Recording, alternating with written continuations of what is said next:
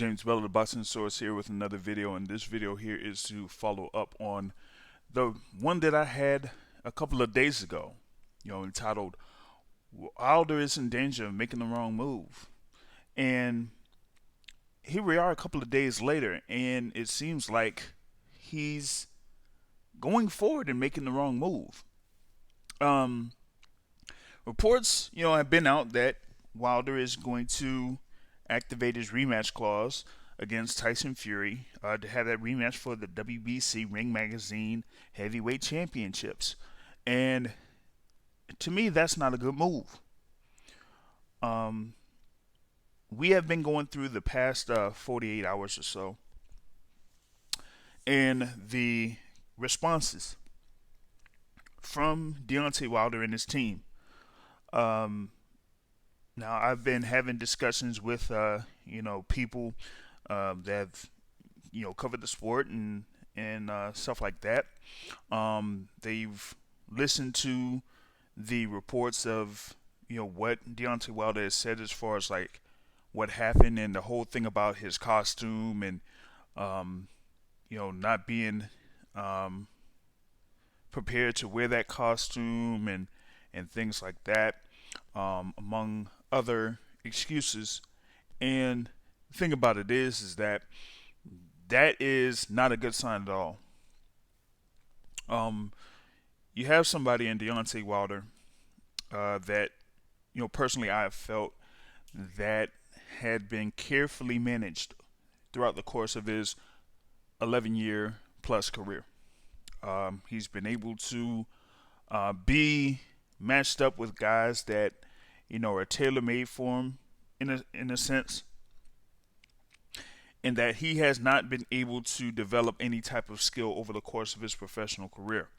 And the thing with going up against Tyson Fury, whether it was in December 1st, 2018, or here February 22nd, 2020, he faced a guy that was much better than him, that was taller than him, had a better jab, was able to move around the ring better. And all of those attributes just led to the eventual downfall of Deontay Wilder. And on February 22nd, 2020, he had the first loss of his professional career. Now, the competitor in Deontay Wilder, um, showed a couple of things immediately after the fight, but I'm very concerned about the reactions that he's had after the fight. Um, he said that he didn't want the fight stopped, that he's a warrior and things like that. And maybe that could make sense in some aspects. But the problem is that Deontay Wilder had said last year, in May of last year, I think it was May 18th, when he fought Dominic Brazil and he was able to score the first round knockout, that he was happy that you're able to settle out all the animosity and the differences that y'all have in the ring, and then after it's all said and done, you're able to go home to your families.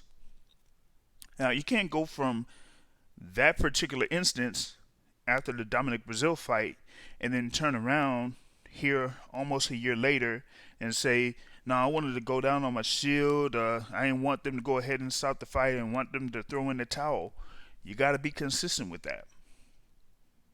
And also, with the whole thing about all of these excuses that are coming from Deontay Wilder, that is another concern, because that is something where he is not fully accepting that he lost to Tyson Fury. And the thing about it is, in order for you to come back and see if you could do better against an opponent, you have to acknowledge that you lost. You have to acknowledge and be fully aware that you got beat by a better man that night. And right now, after the initial reaction where he was talking to Bernardo Osuna and said, hey, Fury was a better man, he got the better of me tonight. Now he's switching up his game. He's saying that he had issues with the costume, or he had the whole thing with the with his gloves, or there was an issue with Fury's there's an issue with Fury's gloves, or the referee was on Fury's side, or they're blaming the whole thing on the throwing the towel with Mark Breland, and Darrell pushed Mark Breland to throwing the towel and all of that other stuff. And I'm like, get those excuses out of the way, erase those excuses. Focus on yourself. Focus that you were the one that lost the fight. Focus on you were the one that got beaten, battered, bruised, out hustled, outworked, and all of that. And get back in the gym and work on your craft. But here's the problem.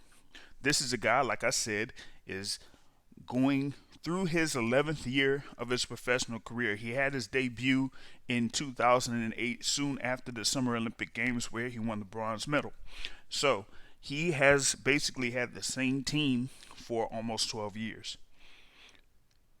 Now, there had been some rumors and everything that he's going to sack Mark Breland or fire Mark Breland or whatever it is. But here's the problem. He has to fire his whole team.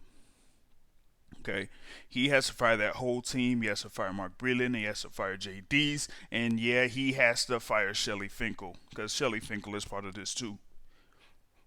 But here's the thing: JD's is the main guy. He's the main trainer, and JD's almost put Wilder in danger of becoming an Adonis Stevenson or a Pritchard Colon or a Maxim Dadashev or a Patrick Day, and that is a big problem. Because during this rematch that was on February 22nd, you saw what Tyson Fury was doing to him. Fourth and fifth round, you had Deontay Wilder on bad legs.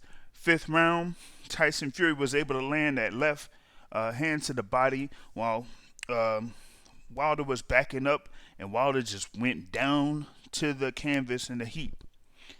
And when he got up and he was going to his corner, there was one instance where the doctors were over there in the corner of Deontay Wilder, and they were pretty much trying to check on Deontay Wilder. And I hope y'all noticed this, but it looked like JD's tried to cover up Deontay Wilder. They didn't do any work on him. They didn't do any work on his cuts.